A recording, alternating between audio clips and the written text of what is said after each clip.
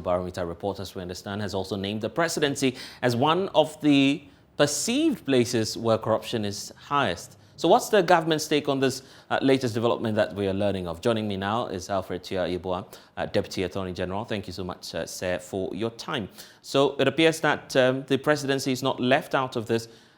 How are you, first of all, receiving the findings that we're getting in this report? If you can hear me, I'm just asking how you're receiving. Well, we'll try and work the lines back to get Mr. Alfred Tua-Yeboah on this. But there's more also coming from the stables of the Ghana Police Service. In fact, they've issued a statement talking about some investigations that are underway in the Ashanti region. A statement was issued a couple of minutes ago indicating that the Ghana Police Service is carrying out some investigations into an alleged case of misconduct. The police service is giving indications that it will begin investigations on the matter and also try and hear from the police servicemen involved. We can now bring excerpts of that statement to you on the screens now and bring you a breakdown of what it is that the police service is intending to do in the Ashanti region. But for those of you who are on social media over the past 48 hours, the police service says it has also taken notice of what it is that we all saw. So indications are that the police service has taken note of a viral video in which some police officers are seen exchanging words, and the police service wishes to state that the incident occurred in the morning of the 20th of July 2022 and investigations commenced into it that very day. And they would like to assure the public that due to the internal disciplinary processes of the service, some investigations are being conducted on the matter to deal with the situation, and it's being signed by Grace Anta Akrofu's Chief Superintendent of the Police Service in charge of the Director of Public Affairs Directorate of the Ghana Police Service. Well, we can now hear from the District Chief Executive of the area where the incident occurred, giving assurances that this matter will be dealt with. I only saw the video yesterday night, so I called my commander. He's not well, so he's on sick leave. And he's saying the matter is under investigation, so he doesn't want to comment too much about it. I've contacted other members of DISEC, and they feel the same way, that we should have an emergency meeting to look at the incident. So we arranged to hold a meeting earlier this morning, but other equally important engagement as they have occupied the attention of members, most of the members, so they couldn't make it today. Hopefully, maybe by Friday, by the close of this week, the meeting will come off. Basically, the meeting is just to look at the incident and assess how it can affect the security situation in our district. For instance, you have a whole district police commander who has been grossly disrespected in this manner. How does it bode his confidence? How does it affect his confidence? We'll have to discuss that. Secondly, those men who were detailed to patrol that stretch of road are not from this district.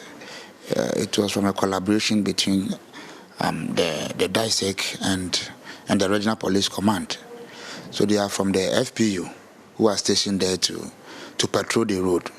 That road used to be a robbery-prone area. There was no month you wouldn't record an incident of robbery on that stretch of road. So their coming here was very, very timely, and it has helped a lot. For over 6 months now, we haven't recorded any incident of robbery, what have you, on that particular stretch of road. So with this fracas, with this disagreement, we don't know whether they are still going to be here or not. So as a DISEC, we need to meet and quickly arrange a meeting with the Regional Police Command to fashion out or to iron out any differences.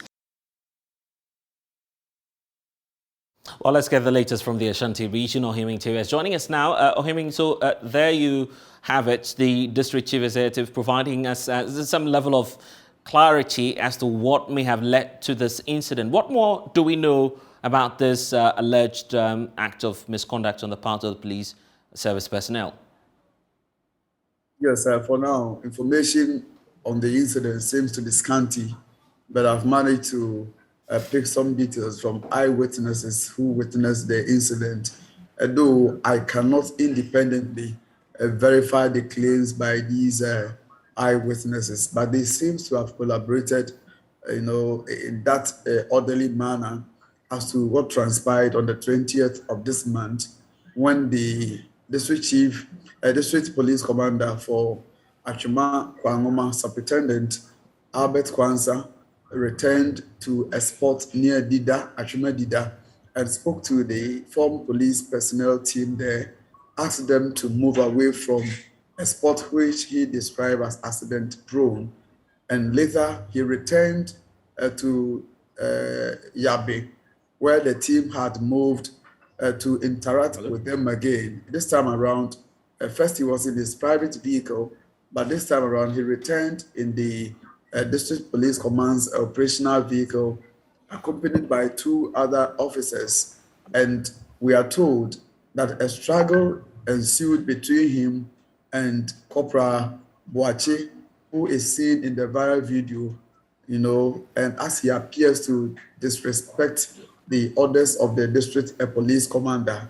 And in that account given by eyewitnesses, the 2 policemen struggled for weapon that belonged to Corporal Boache, and we are told it created a tense atmosphere, drawing a large crowd to the scene.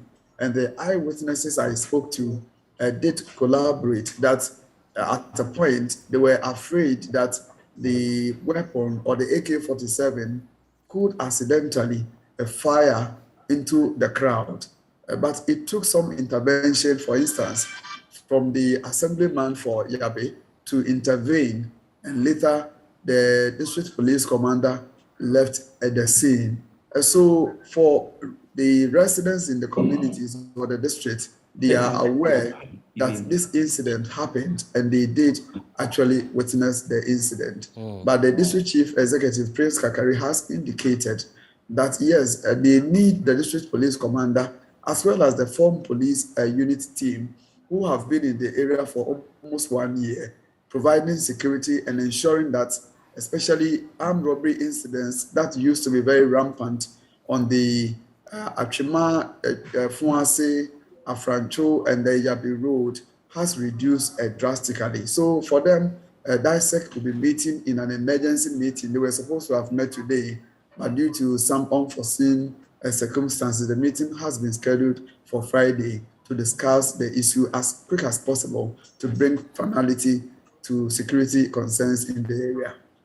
Ohiming, I'm grateful that you've been able to give us the latest from the Ashanti region.